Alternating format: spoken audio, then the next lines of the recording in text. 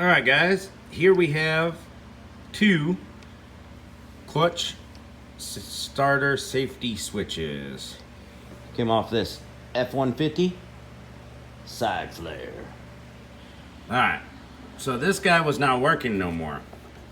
These, right there, that plastic clip, clips into a spot on the rod from the clutch pedal.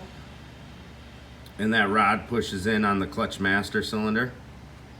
Now this plastic can get worn out and it'll actually slide off the spot it's supposed to be in on the clutch rod. And this one, it looks much nicer, huh? Not all bent up. So to disable this, these springs keep that back. When you press down on the clutch, it presses this all the way over, like this one is. So what I did is I took my little Dremel tool and just cut the spring. Now this one's disabled. It'll start anytime, any gear. Where this one would not let it start. So there's this little contact points. So when you slide this away, boom, it works.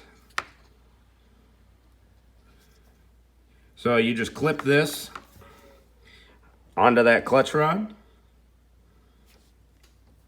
pop it right in there. See, it's got a circle.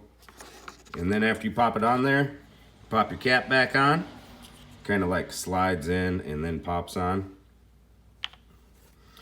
And yeah, that's how you install it. Pretty simple. Then plug the wiring harness in. See if we can get a look at the rod I'm talking about, in case you're unfamiliar with it. Got a little mini flashlight. There we go. We can pop up in here. I can show you what I'm talking about. Let's see if I can.